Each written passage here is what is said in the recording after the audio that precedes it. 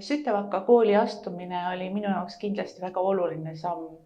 Et selline julge samm, millega siis sain elus edasi minna järgmisele nii-öelda astmele.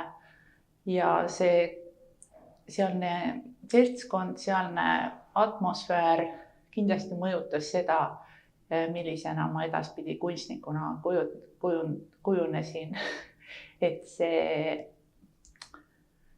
on olnud kindlasti üks hea asi, et Neeme Ellermaa selle kunstiosakonna Sütevaka humanitaargümnaasiumi juurde lõi ja sinna kogunes täitsa arvestatav hulk tänaseid tegijaid, kes on mõjutanud Eesti kunstielu väga olulisel määral.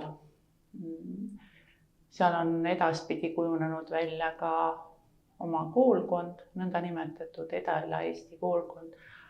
Aga iseendast rääkides pean ütlema seda, et Sütevakasse ma jõudsin selliselt, et ma kuulsin ka raadiost üleskutset, et avatakse selline kool, kooliosakond, kunstiosakond ja oodatakse õppima neid, keda kunst huvitab. Ma lamasin suvilas, oli augustikuu ja tundsin, et see võimalus ongi mulle. Loomulikult helistasin ma telefoninumbril ja küsisin üle, kuhu ja millal, ja jõudsingi kohale.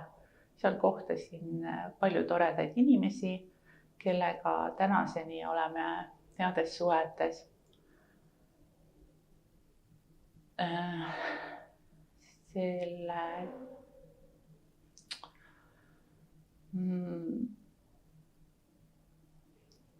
Minu jaoks oli see koolis ka oluline aspekt veel see, et leidsin sealt endale kaaslase, kellega sain lapsed, nii et see mõjutas minu elu väga olulisel määral. Olen tänulik sellest, et sain Sütevakas õppida.